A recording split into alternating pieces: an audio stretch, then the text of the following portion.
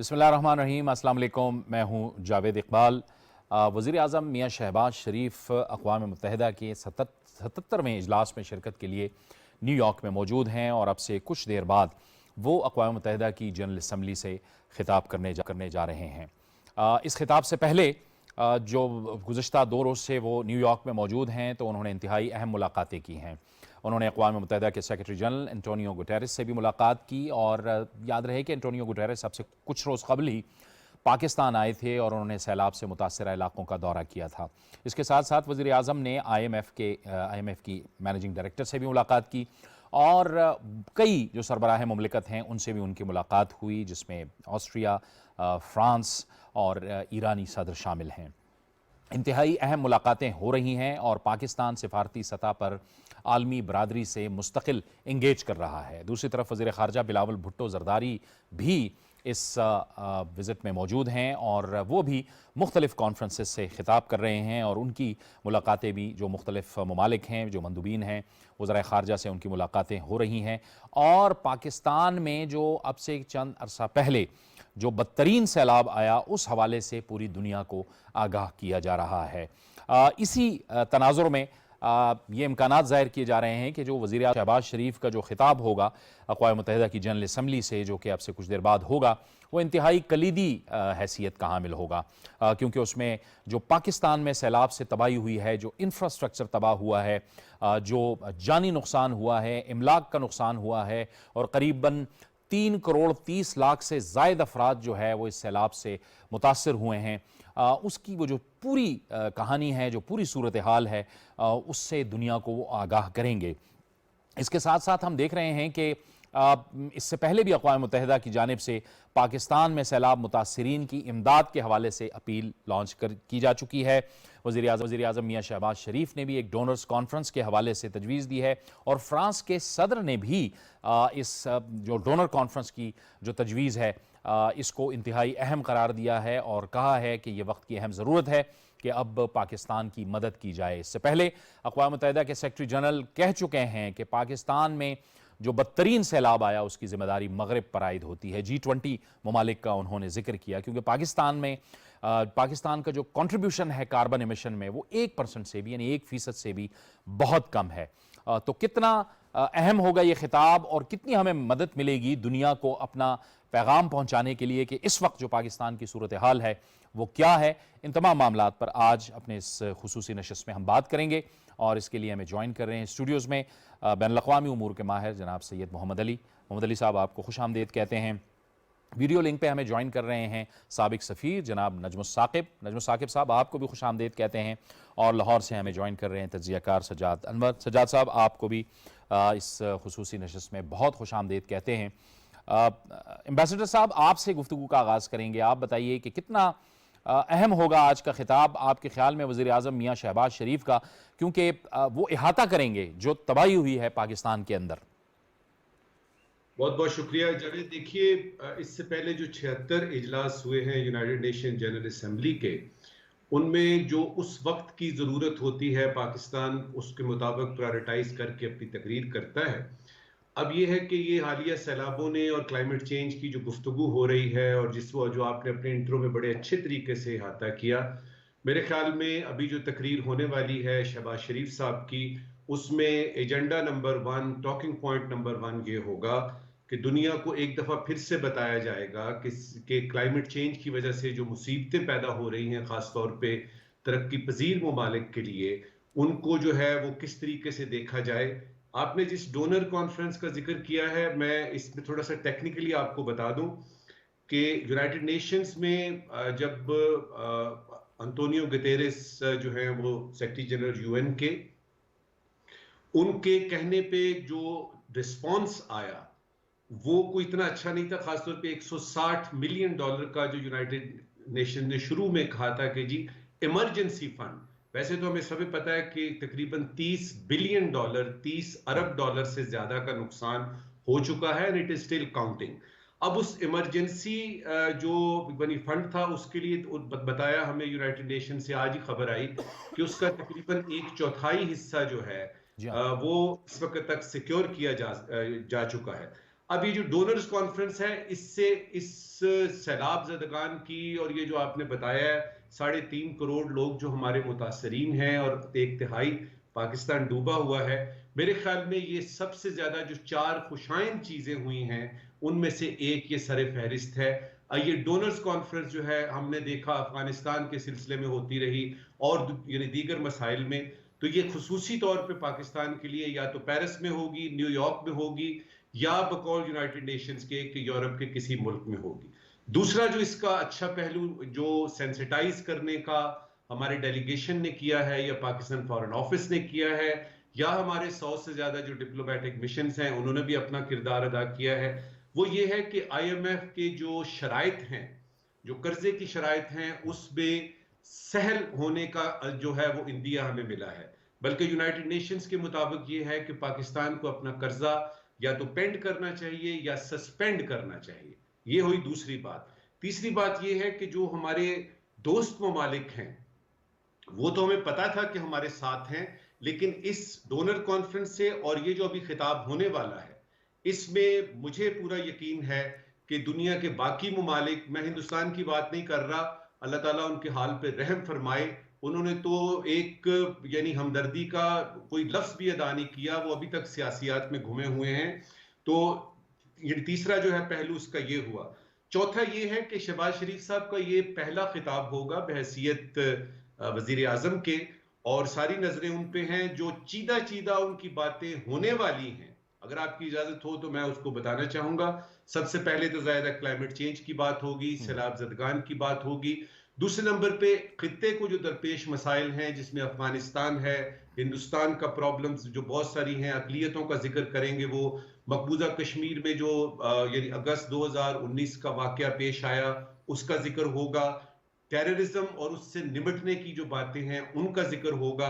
इसके साथ food security का मुझे लगता है कि खास तौर पे बाकायदा तौर पे 2-1 पैराग्राफ इस पे होंगे कि जो सैलाब के बाद हमारी सूरत हाल डेवलप हो रही है और जो कहत का सा जो यानी समा पैदा होने का खुदा ना खास्ता अंदेशा है, उन पे बात होगी। ये तकरीर बहुत अहम होगी जावेद, और इसको पूरी दुनिया के लीडर्स जो हैं वो इसको सुनेंगे, और मुझे पूरा यकीन है कि ये चारों चीजें जो मैंने बताई हैं, अल्लाह करेगा कि इसमें हमें कामयाबी मिलेगी। ठीक है मोहम्मद अली साहब, आप फरमाइएगा। फाइनेंशियल टाइम्स ने आज लिखा और उन्होंने UN की जो पॉलिसी तजवीज़ है उसको कोट किया उन्होंने, जो कि पाकिस्तान के साथ बाद में शेयर की जाएगी, कि सैलाब से पाकिस्तान का जो इकॉनमी है और जो पाकिस्तान की जो मईशत है वो बहुत मुतासर हुई है। एक मालियाती बहरान पैदा हो गया है। बजाय इसके कि जो कर्ज़ा देने वाले ममालिक हैं, इदारे हैं, वो पाकिस्तान से कर्ज़ वापस लें, वो रिलीफ दें। और ये अक़वाम मुत्तहिदा भी कह रहा है कि बजाय इसके कि पाकिस्तान की तवज्जो कर्ज़ वापस करने पे हो, उनकी तवज्जो मबजूल हो जाए जो मुतासरीन हैं उनकी बहाली के हवाले से। तो कितना अहम पैगाम होगा आज जब वज़ीर आज़म इस हवाले से भी बात कर रहे होंगे। बहुत शुक्रिया जावेद साहब, जिस तरह बहुत जामिया अहाता किया सफ़ीर साहब ने अपने इब्तदाई कलमात में।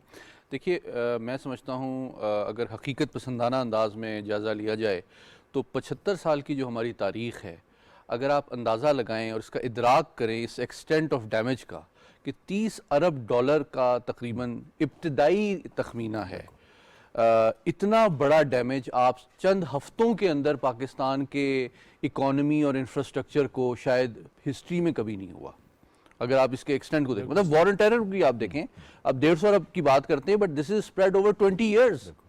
आप चंद हफ्तों के अंदर आपकी मईशत, क्वालिटी ऑफ लाइफ और आपके इंफ्रास्ट्रक्चर को 30 अरब का नुकसान हुआ है।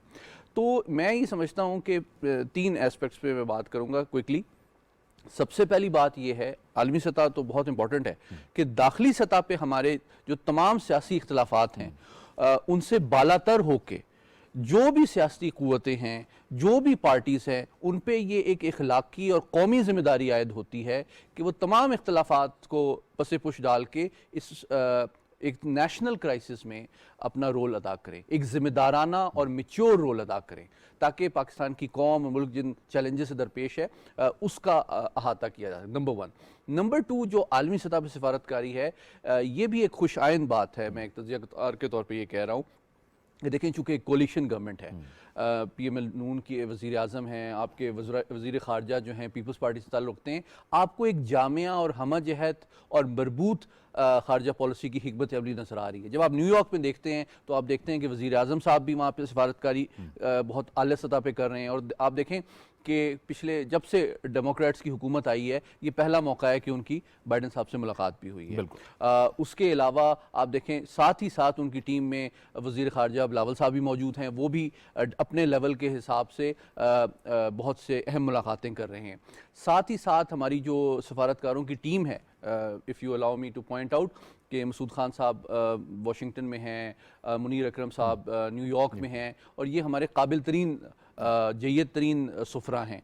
तो उन्होंने इतने कम वक्त में बहुत हाई लेवल और इम्पॉर्टेंट मीटिंग्स अरेंज की। इसमें IMF की लीडरशिप भी शामिल है, वर्ल्ड लीडर्स भी शामिल हैं, कई मल्टीलैटरल फोरम्स भी शामिल हैं। तो ये जो विज़िट है वज़ीर आज़म का, इसका बहुत अच्छी तरह इन्होंने उनकी मौजूदगी का न्यूयॉर्क में फ़ायदा उठाया। अब मैं आता हूँ क्विकली तकरीर के मतन की तरफ। देखें, अक़वाम मुत्तहिदा के 3 बुनियादी मकासद हैं, पीस एंड सिक्योरिटी, डेवलपमेंट और ह्यूमन राइट्स। तो इसी फ्रेमवर्क में ये दुनिया का मल्टीलैटरल डिप्लोमेसी का सबसे बड़ा प्लेटफॉर्म भी है और सबसे बड़ी इंगेजमेंट भी होती है जनरल असेंबली की। तो आई एम श्योर कि वज़ीर आज़म जो है इन तीनों एस्पेक्ट्स पे अपने उनका जो मतन होगा, जो कंटेंट होगा, वो बहुत जामिया और भरपूर और बर वक्त होगा। इसमें वो कश्मीर के हवाले से भी बात करेंगे, पाकिस्तान का जो आलमी बरादरी में और अमन व सलामती को प्रमोट करने में, काउंटर टेररिज्म में जो कंट्रीब्यूशन है उसको भी हाईलाइट करेंगे, और वो अफ़गानिस्तान के हवाले से भी बात करेंगे कि क्योंकि अब आप देख रहे हैं कि मैं इफ़ यू अलाउ मी कि पिछली गवर्नमेंट के मुकाबले में कदरे ज़्यादा ज़िम्मेदार अंदाज में हमारी खारजा पॉलिसी आगे बढ़ रही है, और हम जिस तरह के कुछ बयानात पिछली दफ़ा आए थे, आप देख रहे हैं कि वाशिंगटन से भी हमारे ताल्लुकात में कदरे बेहतरी आ रही है, और हम ये एक बदलते हुए आलमी निज़ाम में ये कोशिश कर रहे हैं कि बर वक्त देखें, आप SCO में भी गए हैं पिछले चंद दिन पहले वज़ीर आज़म साहब, तो चीन, मॉस्को और वाशिंगटन तीनों के साथ एक बेहतर मुस्बत अंदाज में, ज़िम्मेदाराना अंदाज में आप खारजा ताल्लुकात को आगे बढ़ा रहे हैं।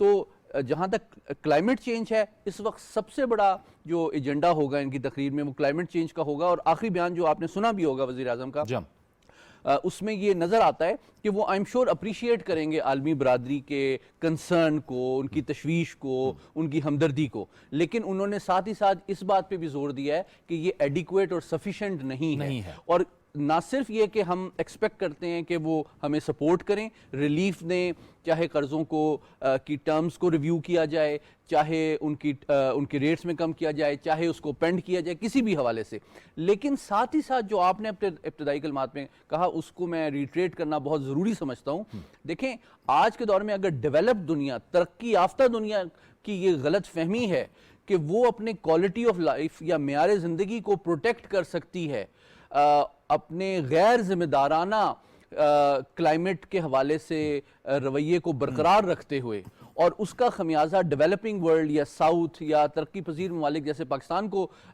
भुगतना पड़ता है, तो ये सिर्फ रिलीफ देना काफ़ी नहीं है। उनको अपने क्लाइमेट के जो इररिस्पॉन्सिबल बिहेवियर है उसको भी रिव्यू करना चाहिए और अपनी जिम्मेदारियां पैदा करनी चाहिए, पूरी करनी चाहिए। और आखिरी बात ये कि आलमी सतह पे जो निज़ाम है, जो वर्ल्ड पावर्स हैं, उन पे ये जिम्मेदारी आयद होती है कि वो अपनी लीडरशिप की अगर तवक्को करते हैं कि दुनिया उनको लीडर माने, तो वो क्लाइमेट चेंज के हवाले से भी दुनिया को एंगेजमेंट जो हम कर रहे हैं पूरी दुनिया के साथ, इससे एक और अहम नुक्ता मेरे जहन में आ रहा है, लेकिन मैं एम्बेसडर साहब से वो पूछूंगा, लेकिन सजाद साहब को हम गुफ्तगू में शामिल करेंगे। सजाद साहब, आप फरमाइएगा, मोहम्मद अली साहब ने फरमाया कि हमें ये जो इस वक्त हमारी एक सूरत हाल है, सियासी तौर पे ज़ाहिर सियासी जमातों का किरदार है, दो सूबों में तहरीक इंसाफ की हुकूमत है, लेकिन हम इस्तेहकाम नहीं ला पा रहे, यानी इमरान खान साहब की जानिब से इस्तेहकाम नहीं आ पा रहा, बजाय इसके कि वो फोकस हो जाएं सैलाब मुतासरीन की मदद के लिए, वो तो एक नए सियासी माहौल के साथ इंतखाबात और अजीब अजीब मामलात कर रहे हैं। ये सूरत हाल कितनी नुकसानदेह है?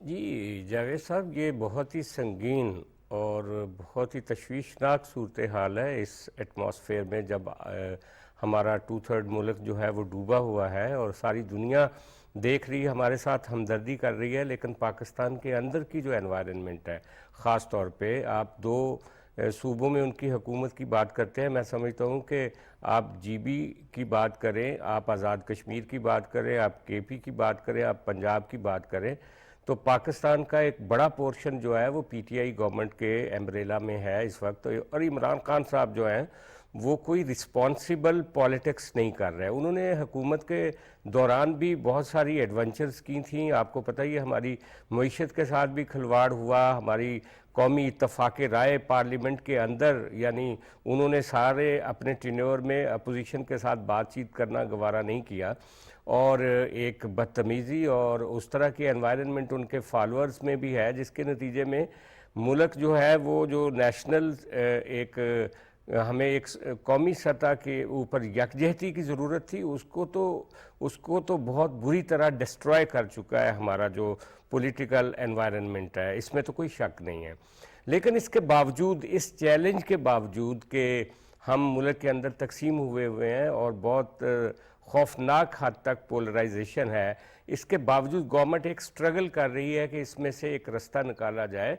और इंटरनेशनल कम्युनिटी को जिस तरीके से पहले शंघाई कॉन्फ्रेंस के अंदर उन्होंने मोटिवेट किया इंटरनेशनल कम्युनिटी को, प्राइम मिनिस्टर साहब ने, हमारे वज़ीर ख़ारजा साहब ने, और उसी तरह इस वक्त जो यूनाइटेड नेशन में जो एक्टिविटी होने जा रही है वहाँ पे ऑल टुगेदर एक सिंपथी की एनवायरनमेंट उन्होंने क्रिएट कर ली है। और मैं समझता हूँ कि ये ट्रांसलेट मटीरियली किस तरह से होगी, ये तो आने वाला वक्त चंद हफ्तों में पता चलेगा कि पाकिस्तान को क्या IMF की तरफ से जो शराइत में नरमी का एक इंदिया दिया गया है वो किस तरह से ट्रांसलेट होता है। और इसी तरह दुनिया जो है उनके जो कर्ज़े हैं हमारे हवाले से, जैसे यूनाइटेड नेशन की अपील है कि इनके कर्ज़े या तो पेंड कर दिए जाएँ या कम से कम वो सस्पेंड कर दिए जाएं, तो क्या उसके ऊपर क्या रिस्पांस आता है। डेफिनेटली एक बहुत बड़ा चैलेंज है। लेकिन जावेद साहब, मैं सिर्फ सियासी यकजहती का एक नुक्ता जो है, ये तो एक ओवरऑल एक मेन फीचर है हमारे मुल्क की सियासत का, लेकिन आप देखें कि जो मुखय्यर हजरात हैं हमारे मुल्क के, इस वक्त तक जो डाटा सामने आया है तकरीबन 10 लाख घर जो हैं वो टूटे हैं। आपके मुल्क में 10 लाख ऐसे मुखय्यर हजरात डेफिनेटली उससे भी कहीं ज़्यादा मौजूद है जो जाके एक एक घर बनाए तो हमें बाहर की इमदाद की ज़रूरत नहीं पड़ेगी, लेकिन वो भी मोटिवेट नहीं हो रहा है। अनफॉर्चुनेटली हम बहुत सारे अपने लाखों करोड़ों डॉलर ज़ाया करके हमारी शोबज़ एक्टिविटी कनाडा में और दूसरी जगह पे हो रही है, अवार्ड्स हो रहे हैं, वो पाकिस्तान की तरफ नहीं देख रहे, जबकि एंजेला वो आई हैं यहाँ पे, यहाँ पे आ गई, बिल्कुल बिल्कुल, UN की एम्बेसडर है, वो आई हैं। सारी दुनिया हमारी तरफ देख रही है, लेकिन हमारे लोग उस तरह से सेंसिटाइज नहीं है। तो मेरा ख्याल है कि एक बुनियादी मसला ये है कि पाकिस्तान के अंदर एक जो जिस तरह की एक मदद की और एक उनके साथ जो भी सैलाब में डूबे हुए लोग हैं उनके साथ आगे बढ़ के जिस तरह का एक एक्टिविटी की ज़रूरत थी, अगरचे बहुत कुछ हो रहा है लेकिन वो आटे में नमक के भी बराबर नहीं है। हमारे पास बहुत सारे वसाइल हैं मुल्क के अंदर, लेकिन हम कोशिश नहीं कर रहे हमारी बिजनेस कम्युनिटी को बहुत आगे बढ़ के इसमें मदद करने की ज़रूरत है। बिल्कुल सही, वो कर भी रहे हैं और उनको मज़ीद आना चाहिए और उनको मज़ीद मोटिवेट होना चाहिए। प्रोग्राम जारी है लेकिन एक ब्रेक का वक्त हुआ चाहता है, ब्रेक लेंगे, ब्रेक के बाद अपनी गुफ्तगू को आगे बढ़ाएंगे।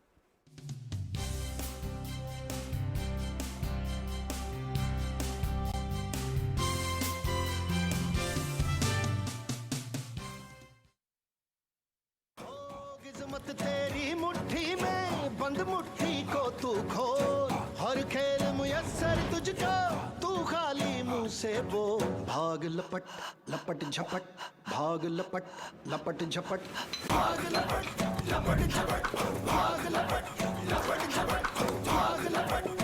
Arena Sports City Residencia, Lifestyle of Champions. मज़ीद मालूमात के लिए राब्ता कीजिए 042-111-333-987, a project of Al Jaleel Developers. Allama Iqbal open university अब तालीम में जिद्दत टेक्नोलॉजी के साथ, ऑनलाइन दाखिले, ऑनलाइन तालीम, जिद्दत और मयार एक साथ, मयारी तालीम आपकी दहलीज पर। अल्लामा इकबाल ओपन यूनिवर्सिटी में सेमेस्टर खिज़ां 2022 के दाखिले जारी हैं। तालीम के सफर में अल्लामा इकबाल ओपन यूनिवर्सिटी आपके हम कदम। 3, 5, 10 मरला और 1 कनाल के रेजिडेंशियल प्लॉट्स। बुकिंग सिर्फ 1,75,000 रुपए से और बकाया 5 साल की आसान अक़सात। महाना किस्त 11,000 रुपए से। Marina sports city residencia, lifestyle of champions. 042 111 333 987।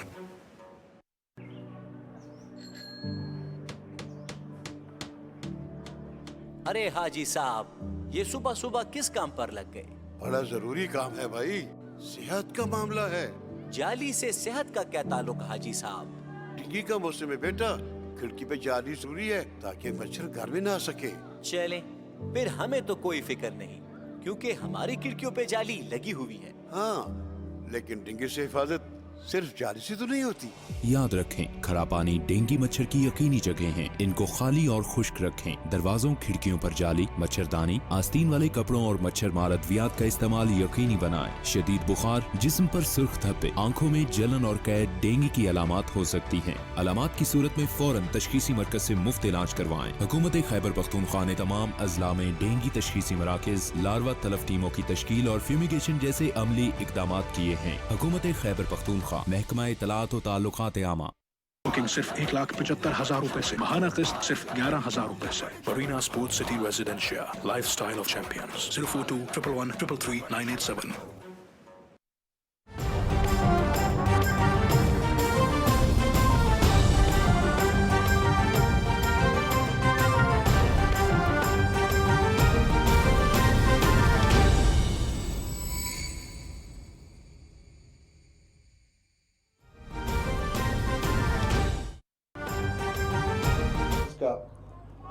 शुक्रिया अदा करूंगा कि आज की इस तकरीब में आपने मुझे यहाँ इनवाइट किया और जिस मकसद के लिए आपने ये टूर्नामेंट या ये मैच का इनेकाद किया है वो बहुत नेक है। इस वक्त हमारे करोड़ों बहन भाई जो सैलाब की जद में हैं और पानी में डूबे हुए हैं या घिरे हुए हैं सारा मुल्क उनके लिए दुआगो भी है और कोशां भी है कि हम जितनी जल्द मुमकिन हो सके उनको इस अजाब से जान छुड़ा के उनके घरों में बहाल कर सके, उनकी माली ज़िंदगी में उनकी जो मुआशी हालात हैं उसकी बेहतरी में कोशां हो सके। सो मैं आपका शुक्रिया अदा करता हूँ, आपको अप्रिशिएट करता हूँ कि आपने इस नेक मकसद के लिए इस टूर्नामेंट का इनेकाद किया है। और मैं सच जानिए यहाँ आके मुझे एक खुशगवार हैरत हुई और मैंने सारे दोस्तों से पूछा है किसी भी प्राइवेट हाउसिंग सोसाइटी, बड़ी अच्छी सोसाइटियाँ बनी हैं, हाउसिंग के बड़े आला प्रोजेक्ट आए हैं पाकिस्तान में, लेकिन इतना अच्छा खूबसूरत प्लैन्ड ग्राउंड फ्लड लाइट्स के साथ बड़ा अच्छा माहौल फराहम किया है। मैं क्योंकि प्रायर कमिटेड था, वरना मैं इतने खुशगवार माहौल में और शानदार टीम का मैच देखता। तो मैं इस फैसल टाउन के मालिकान का भी शुक्रिया अदा करता हूँ, उनको भी अप्रिशिएट करता हूँ कि उन्होंने इस इलाका के अंदर एक बहुत अच्छी इस हाउसिंग सोसाइटी का इजाफा किया है और उसमें जो फैसिलिटीज़ दी है, ख़ास तौर पे स्पोर्ट्स के ग्राउंड और जो पार्क दिए हैं, अल्लाह ताला इन भाइयों के रिस्क में इजाफा करे, इनको और तरक्कियाँ दे। सो मैं आप तमाम अहबाब का शुक्रिया अदा करते हुए आपसे इजाज़त चाहूँगा, इस दुआ के साथ कि अल्लाह करे जल्द हम अपने उन बहन भाइयों जो आज सैलाब में घिरे हैं और जिनकी मदद के लिए आप ये काविश कर रहे हैं, हम उनको जल्द बहाली के समल में ला सके। बहुत शुक्रिया। मुशीर उमूर कश्मीर कमर ज़मान कारा तकरीब से खिताब कर रहे थे। इख्तितामी तकरीब थी। सैलाब मुतासरीन की इमदाद के लिए T20 मैच का इनेकाद किया गया था और ये मैच मीडिया 11 और बिजनेस कम्युनिटी के दरमियान था। PTV न्यूज़ से फिलहाल इतना ही।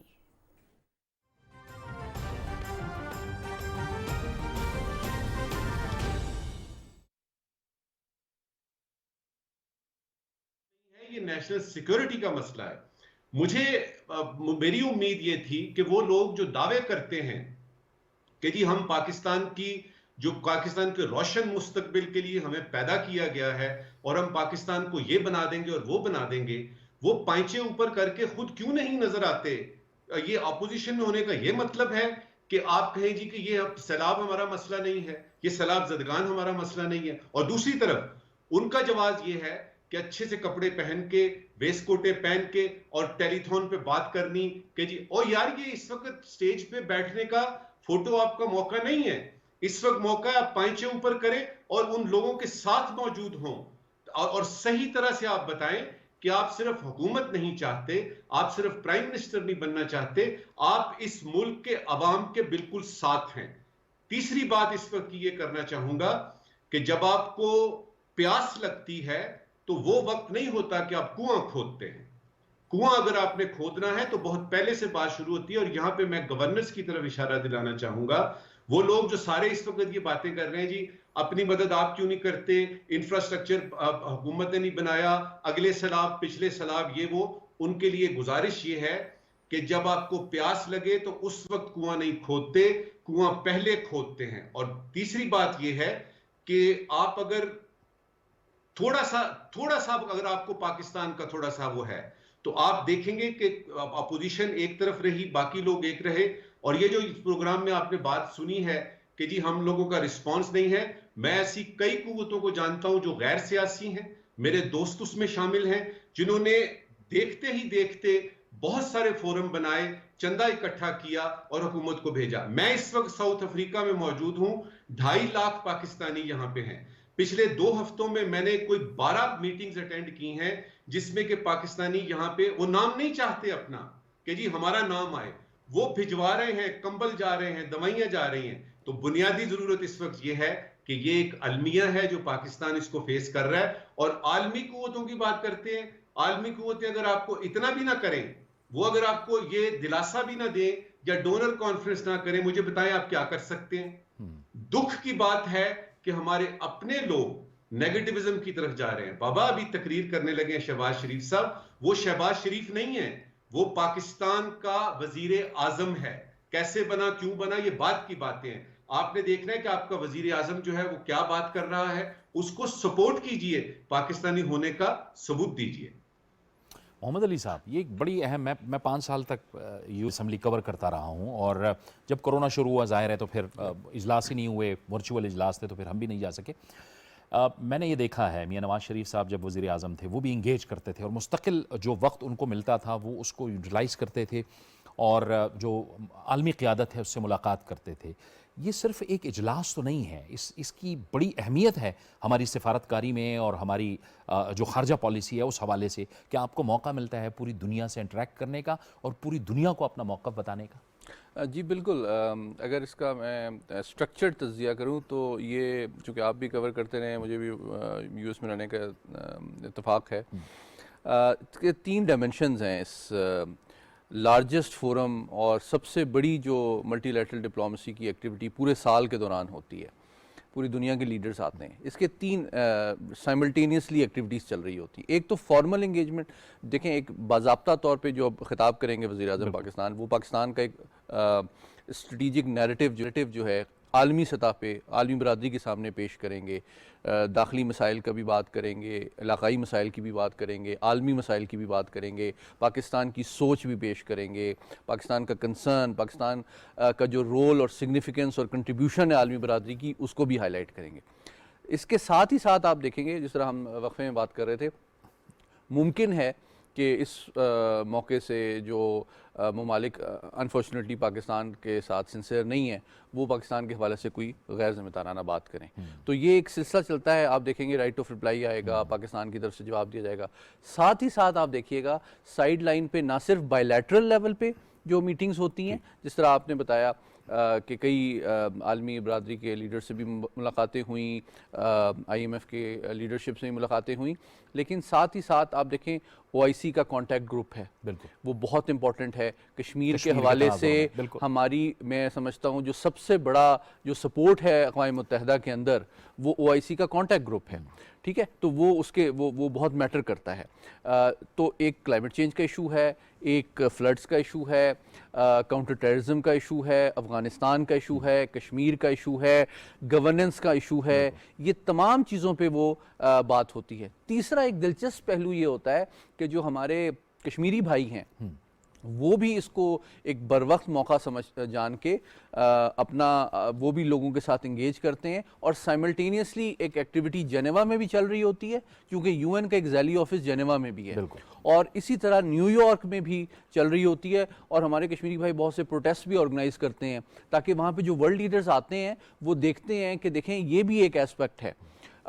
और आखिरी बात ये कि आप देखिए, कल एक पाकिस्तान की जानिब से एक तस्वीरी नुमाइश का भी एहतमाम किया गया, ताकि जो लोग नहीं जानते वो भी देखें कि पाकिस्तान की कौम जो है, जो कि दुनिया में आलमी सतह पे इतना मुस्बत और ज़िम्मेदाराना रोल प्ले करती रही है आलमी सतह पे अपने क़याम से लेके, वो जब मुश्किल में है तो हमारे बच्चे और हमारे जो हमारी आबादी है वो किन दुख और मुश्किलात से दोचार है, उसका वो बेहतर तौर पे अंदाज़ा कर सकें। साथ ही साथ मीडिया भी इसको बहुत कवरेज देता है, आलमी मीडिया भी और पाकिस्तानी मीडिया भी। तो इसकी मुख्तलिफ जहतें हैं, और आलमी सियासत का ये सबसे बड़ा और भरपूर एक इवेंट होता है। और मैं समझता हूँ कि पूरे साल की जो अगली हिकमत अमली बनती है, जो शक्ल इख्तियार करती है पाकिस्तान की मल्टीलैटरल डिप्लोमेसी, उसका ये एक बाज़ाब्ता इजहार होता है। लेकिन आखिरी बात, जस्ट टू रीइंफोर्स जो अभी एम्बेसडर साहब ने कहा, कि आपको मौजूदा तौर पे ना सिर्फ एक ऑर्गेनाइज्ड और मैक्सिमम इंगेजमेंट की एफर्ट नज़र आ रही है, लेकिन साथ ही साथ कोऑर्डिनेशन बिटवीन कोalition पार्टनर देखें, क्योंकि खारजा पॉलिसी जो है वो पीपल्स पार्टी भी देख रही है, वज़ीर आज़म साहब भी मौजूद हैं मुस्लिम लीग नून के, उनमें एक कोऑर्डिनेशन और अंडरस्टैंडिंग नज़र आ रही है। तो ये बहुत ज़रूरी है कि दाखिली सतह पे इस वक्त सियासत जो है वो पावर पॉलिटिक्स नहीं होनी चाहिए जावेद साहब, इस वक्त गवर्नेंस पॉलिटिक्स होनी चाहिए। अगर सूबों में मुख्तलिफ पार्टीज की हुकूमतें हैं भी, तो उनको इस चीज़ पे कम्पीट करना चाहिए कि कौन सा सूबा जो है वो ज़्यादा प्रोएक्टिव और ज़्यादा इफेक्टिव रोल प्ले करता है इस क्राइसिस से, जो कि फ्लड्स के नतीजे में सामने आया है, उससे मैनेज करने के लिए। Why can't we do positive politics? इस वक्त इख्तिदार में कौन है और इख्तिदार में हम कब आना चाहते हैं, ये चीज़ तो बालाए ताक रखनी चाहिए। इस वक्त इशू ये है कि कौम और मुल्क एक हिस्टोरिक, एक तारीख साज किस्म के चैलेंज से दरपेश है। इसमें सियासत इस पे होनी चाहिए कौन ज़्यादा बेहतर और बर वक्त और मौसर किरदार अदा कर सकता है। सजाद अनवर साहब, लेकिन ये जो मोहम्मद अली साहब ने बड़ी ज़बरदस्त बात कही कि पावर पॉलिटिक्स नहीं होनी चाहिए, गवर्नेंस पॉलिटिक्स होनी चाहिए, लेकिन यहाँ पे तो जो तहरीक इंसाफ है वो ये कह रही है कि हमारे वज़ीर आज़म साहब को जाना ही नहीं चाहिए था न्यूयॉर्क। यानी जब आपको पूरी दुनिया को अपने मसाइल बताने हैं, और जो पूरी दुनिया की वजह से जो हमारा नुकसान हुआ है वो हमें बताने की ज़रूरत है, और इतना बड़ा फोरम हमें अवेलेबल है जिसके लिए हमारे वज़ीर आज़म और वज़ीर ख़ारजा और पाकिस्तानी हुकाम वहाँ मौजूद हैं। ऐसे वक्त में इस तरह की लाहासिल बहस का क्या फ़ायदा हो सकता है कि जी आप वहाँ ना जाएं? ये तो आप फिर लगता है कि बदनीयती और एक बोझ ही शामिल है इस बात में।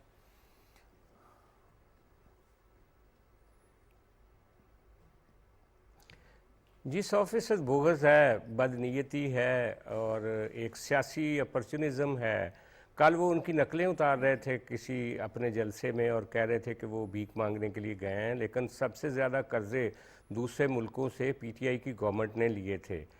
मैं आपको ये बताता जाऊं कि ये जो इस वक्त फ्लड है और जिस हम अजाब से गुज़र रहे हैं, ये समझा ये जा रहा है कि जब पानी उतर जाएगा और जब ये सड़कें बन जाएंगी और लोगों के घर बन जाएंगे, तो तब हम सुरखरू हो जाएंगे। मेरे नुक्ता नज़र से ये है कि ये बारिशें, सैलाब हमारे साथ मुंसलिक हो चुके हैं ग्लोबल वार्मिंग की वजह से, ये फिर आएंगे। हमें अपने इंफ्रास्ट्रक्चर को और अपनी गवर्नेंस को उसके साथ एक कंपैटिबल गवर्नेंस और इंफ्रास्ट्रक्चर बनाना पड़ेगा जो हम इन आफतों का मुकाबला कर सकें। ये बहुत बड़ा चैलेंज है। पीटीआई की गवर्नमेंट ने अनफॉर्चुनेटली उनके ये जो ऑडिटर जनरल की एक रिपोर्ट आई है पिछले दिनों, उसमें ये था कि निशानदेही की गई थी मुख्तलिफ जो माहरीन थे उनकी तरफ से कि कम अज़ कम 52 हमारे जो ग्लेशियर्स के ऐसे पॉइंट्स हैं जहाँ पे सैलाब के एक तरह से बम हैं, और गवर्नमेंट को चाहिए कि वो एक नेशनल जो फ्लड कंट्रोल प्लान जो था, एक्शन प्लान, वो बनाए और उसके ऊपर कुछ इन्वेस्टमेंट करे। लेकिन उन्होंने 300 अरब रुपए की सड़कें बना दी उन सारे इलाकों में, और जब फ्लड आया तो सारी सड़कें बह गईं।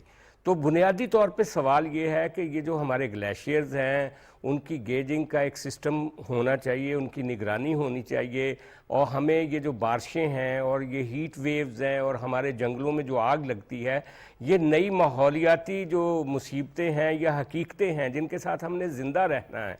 जैसे आपने देखा कि जापान में ज़लज़ले आते थे तो उन्होंने अपना आर्किटेक्ट इस तरह का बना लिया जो उन ज़लज़लों के साथ कंपैटिबल है, उनका नुकसान नहीं होता।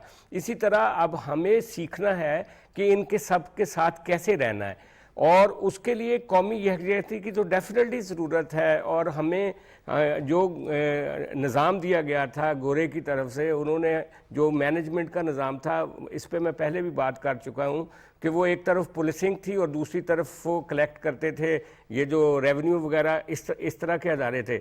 हमें आज स्किलफुल एडमिनिस्ट्रेशन चाहिए, हमें पब्लिक हेल्थ के लोग चाहिए, हमें इस तरह के लोग चाहिए हमारी एडमिनिस्ट्रेशन में जो इस नए माहौल में जिसके अंदर हम जा रहे हैं और जो एक तबाहकुन फ्यूचर है, मैं समझता हूँ इसी तरह ज़्यादा देर के लिए बारिशें आएंगी, इसी तरह गर्मी आएगी। हमें इस चैलेंज को अपॉर्चुनिटी में बदलना है।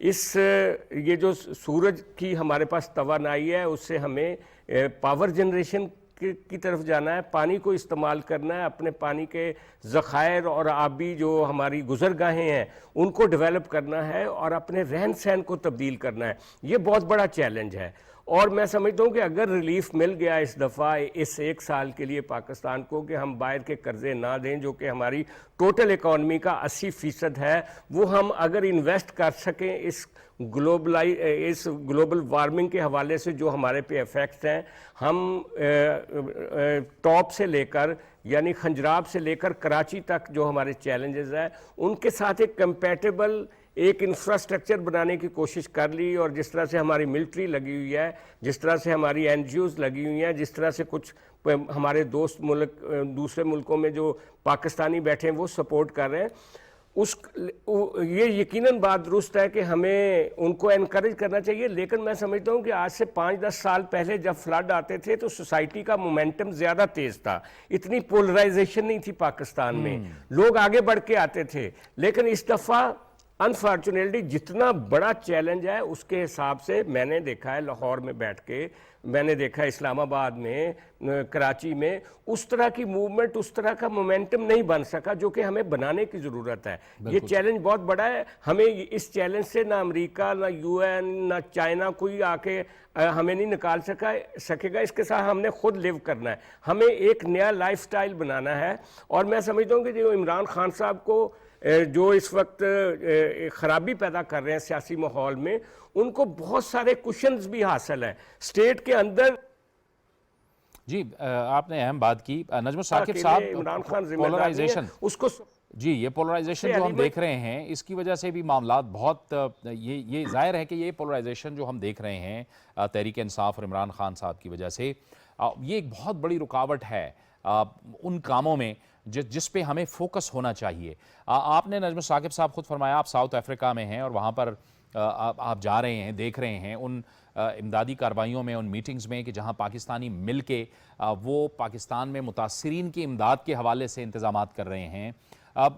कैसा महसूस होता है कि जब बैक होम आप ये इस किस्म की फीलिंग्स आपके पास आती हैं कि फोकस जो है वो तहरीक इंसाफ का और इमरान खान साहब का वो ये है कि मैं इलेक्शन लड़ूँ, इलेक्शन हो और मैं हुकूमत में आऊँ, बजाय इसके कि जो ग्राउंड रियलिटी है वो कुछ और है। अल्लाह करे कि ये पोलराइजेशन जिसका जावेद आपने जिक्र किया है ये किसी ऐसी बात पे हो जिसमें पाकिस्तान का मफाद हो। इस पे तो कोई दो राय है ही नहीं। आपने अगर मुल्क को सियासी तौर पे आपने तकसीम कर दिया और ना सिर्फ तकसीम किया बल्कि करते चले जा रहे हैं, और आज अगर इलेक्शन हो जाएंगे तो क्या सारी की सारी कायनात जो है वो मुंजमद हो जाएगी और आप पे फोकस करेगी और आपका ये ख्याल है कि आप वो इलेक्शन जीत जाएंगे और प्राइम मिनिस्टर बन जाएंगे। अगर आप ये सारा कुछ हो भी गया खुदा ना खास्ता, तो क्या ये पाकिस्तान के मसाइल का वाहिद हल ये है? तो इसमें दो राय नहीं है। देखिए ये जो बात हुई यहाँ पे कि जी पाकिस्तान से वो रिस्पॉन्स नहीं मिल रहा अवाम का जो कि पहले था, मुसीबत ये है कि सोशल मीडिया के जरिए ही सारा कुछ समझा जा रहा है कि जो कुछ सोशल मीडिया में सामने आ रहा है वही कुछ हो रहा है, और उसमें 4 तस्वीरें आ जाती हैं, 5 लोग उठ के कहते हैं कि जी हम 1 करोड़ रुपया देंगे, $1 लाख हम दे रहे हैं, 2 लाख पाउंड हम दे रहे हैं, तो यूं समझा जा रहा है कि बस यही कुछ हो रहा है। देखिए, मेरे पाकिस्तान के जो अवाम हैं उनको अंदर जाके देखना पड़ेगा आपको। मैंने वो अपनी आंखों से लोग देखे हैं जिन्होंने गाड़ियों में बिस्कुटों के डब्बे भर के, दवाइयां जो उनके पास था, यानी सर्दी गर्मी से बचने के लिए, वो अपनी डिक्कियों में रख के गाड़ियों में तो वो निकले हैं। उनका सोशल मीडिया पे जिक्र इसलिए नहीं होता कि ना उनको इसकी फिक्र पड़ी हुई है कि हमारी फोटो आए, और ना ही दूसरे लोगों को जो सिर्फ फोटो ऑप्स के लिए ये सारा काम करते हैं। मेरे पाकिस्तान पे मुझे बहुत ज्यादा फख्र है कि जब कभी भी कोई मुसीबत आती है तो सबसे पहले अपनी मदद आपके जरिए। तकलीफ उस वक्त होती है जब आप अपोजिशन में हैं और आप समझते हैं कि ये मसला, ये जो इस वक्त दरपेश है, ये हुकूमत का है। 2-3 बातें बड़ी और जरूरी है जावेद, इससे पहले कि आपका ये वक्त खत्म हो जाए। इसका ये जो रिहेबिलिटेशन प्रोसेस है ना, जो ये इसका शुरू होगा, या ये इमदाद होगी, डोनर कॉन्फ्रेंस होगी, पैसे आएंगे, इसके 2 पहलू बड़े जरूरी हैं। पहला ये है कि इसमें जल्दी नहीं करनी, इसमें ये नहीं करना कि चट मंगनी पट ब्याह हो जाएगा, अभी ऐलान हुआ है और वो एकदम से पैसे आ जाएंगे। इसमें वक्त लगता है, और मैं आपको गारंटी से, बड़े तयक्कुन से बता रहा हूं कि आपके 100 से ज्यादा जो डिप्लोमेटिक मिशन हैं जिनकी ये बुनियादी जिम्मेदारी है, जिस दिन ये क्राइसिस पैदा हुआ था, फॉरेन ऑफिस से एक बड़ा तफसीली मरासला इन सबको गया था, जिसमें बाकायदा तौर पे ये कहा गया था सफीरों से, कौंसल जनरल से, कि ये आपका नंबर 1 एजेंडा है। उसमें ये नहीं है कि आपने भीख मांगनी है, और खुदा के लिए अल्फाज को मोड़ तोड़ के बयान ना कीजिए। ये आप बताते हैं कि ये मसला क्लाइमेट चेंज का पाकिस्तान मुतासिर है इस वक्त, पहले और ममालिक भी थे, ये एक आलमी मसला भी है, ये सिर्फ मेरे पाकिस्तान का मसला नहीं है। तो मैं आपको यकीन दिलाता हूं कि ये सारे लोग इस वक्त यूं समझिए महाज पे हैं, जितने आपके सफीर हैं, जितने आपके first secretary, second secretary, third secretary, ministers, counsellors हैं, ये इस वक्त लगे हुए हैं, और एक जंग किसी कैफियत है। और उसमें मुझे जो जिन लोगों से मेरा राब्ता है वो बड़े, यानी जो समझिए कि नताइज जो निकल रहे हैं वो बड़े मानी खेज भी हैं, और जिस तरह से अनप्रेसिडेंटेड सैलाब है, उसी तरह से अनप्रेसिडेंटेड जो है वो रिस्पॉन्स भी सामने आ रहा है। एक चीज जो है वो बड़ी जरूरी है, ये इस UNGA के सेशन की, सैयद मोहम्मद अली साहब ने जिक्र किया OIC कॉन्टैक्ट ग्रुप का। देखिए, इसको इतना आसानी से ना लीजिए। 5 अगस्त 2019 से लेके आज तक सिर्फ पाकिस्तान था जो ये कह रहा था कि हिंदुस्तान को 5 अगस्त 2019 के जो उसने 370-35A का किया है वो वापस ले। ये वाली स्टेटमेंट जो आई है, ये पहली दफा इतने भरपूर तरीके से आई है। ये एक बहुत बड़ी न्यूज आइटम होती, ब्रेकिंग न्यूज होती, अगर सैलाब की बातें ना हो रही होती। तो आखिर में आपसे ये कहना चाहूंगा कि ये जो स्टेटमेंट आई है, इसमें कश्मीर आपका महफूज हो गया। यूं समझिए कि मुस्लिम उम्मा ने बाकायदा तौर पे कह दिया कि कश्मीर पे हिंदुस्तान को क्या करना है। अब पाकिस्तान ने इस क्राइसिस से निकल के, और इंशाअल्लाह ताला मेरा मुल्क जो है वो क्राइसिस से निकलेगा, कॉन्फ्लिक्ट रेजोल्यूशन की तरफ जाना है।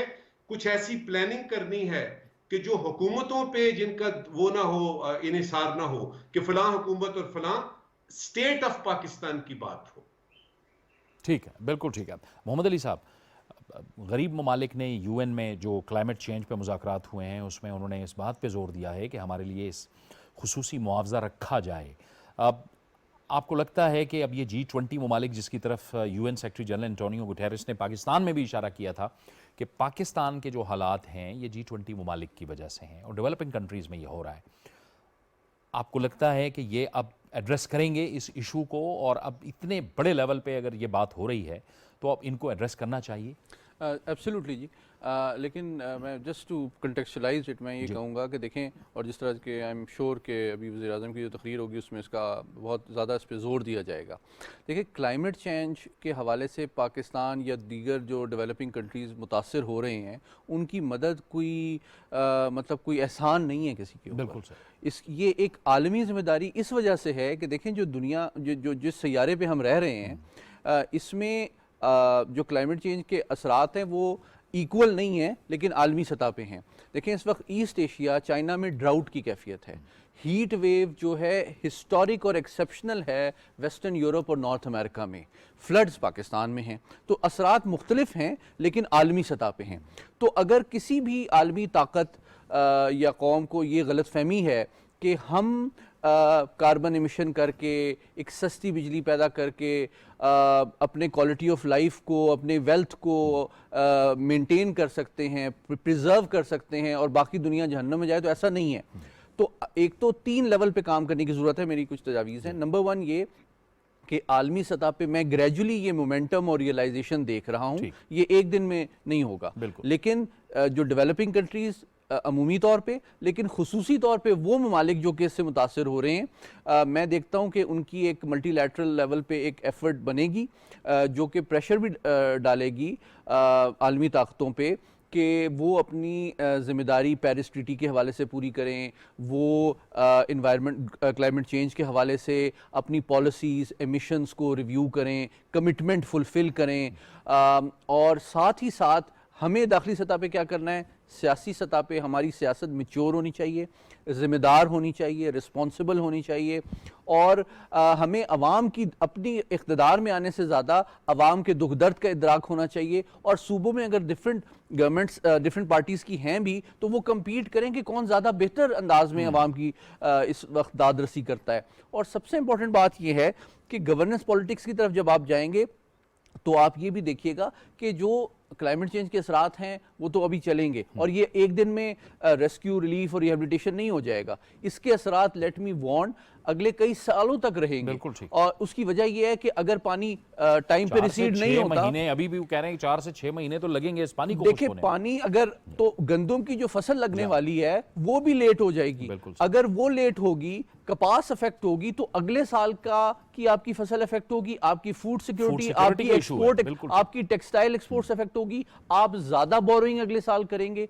तो इकोनॉमिक रिलीफ, मैं ये क्लियर करना चाहता हूँ, आखिरी अल्फाज मेरे ये हैं कि आलमी सतह पे इकोनॉमिक रिलीफ को निगोशिएट करना, अपनी गुड गवर्नेंस करना, बिल्कुल ठीक, और इस क्राइसिस को इफेक्टिवली मैनेज करना, अवाम को, एम्बेसडर साहब ने कहा, मोटिवेट रखना, यूनाइटेड रखना, ताकि जो भी वसाइल हैं उनका बर वक्त और भरपूर इस्तेमाल हो सके, ताकि हमारी कौम इस चैलेंज से निकले, और इंशाल्लाह निकलेगी, और लेकिन एक मजबूत, जिम्मेदार और कॉन्फिडेंट कौम के तौर पे इस चैलेंज से निकल के आलमी सतह पे। लेकिन जैसे कि एम्बेसडर साहब ने फरमाया कि वज़ारत ख़ारजा का जो रोल होगा वो आने वाले कुछ अरसे में एक बहुत अहम रोल होगा, क्योंकि हम पूरी दुनिया को इस सूरत हाल से आगाह कर रहे होंगे, हमारे एम्बेसडर्स और हमारे जो लोग हैं। डेफिनेटली यूएन के फोरम पे और फोरम्स पे हम ये बात करते रहेंगे। और जिस तरह इन्होंने OIC कॉन्टैक्ट ग्रुप की बात की, ये एक बहुत बड़ी बात है कि देखें OIC का तो मेंबर बनने का ख़्वाह है भारत, अगर वो कंडेम करती है भारत के रवैये को,